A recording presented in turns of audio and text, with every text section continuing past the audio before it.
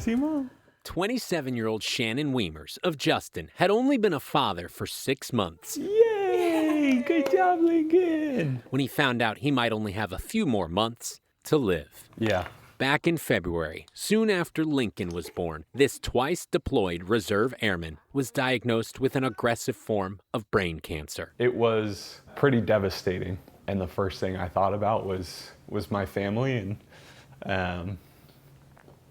and that I needed to be here to support them. One morning it's the best thing ever, and the next it's like, what does tomorrow hold?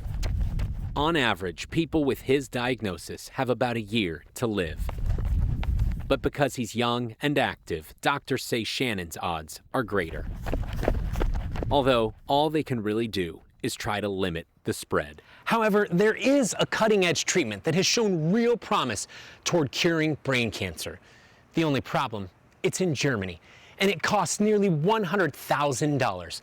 Money they simply don't have. We're gonna do whatever it takes to get him there and get those vaccines. And we're fighting for the best possible way to be here, to see him grow up, to graduate, to be there for him. That's why they started a crowdfunding campaign to cover the cost. It is cutting edge. They remain hopeful, but say they've already been blessed. Honestly, we have just been in awe. In fact, Shannon believes he was chosen to have cancer. I'm strong, I can handle it, and I can show others that if I can do it, you can too.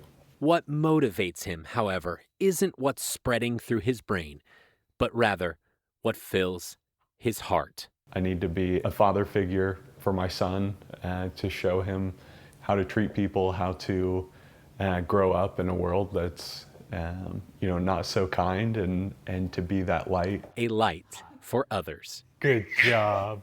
Like father, like son. In Justin, I'm Sean Giggy. Wow.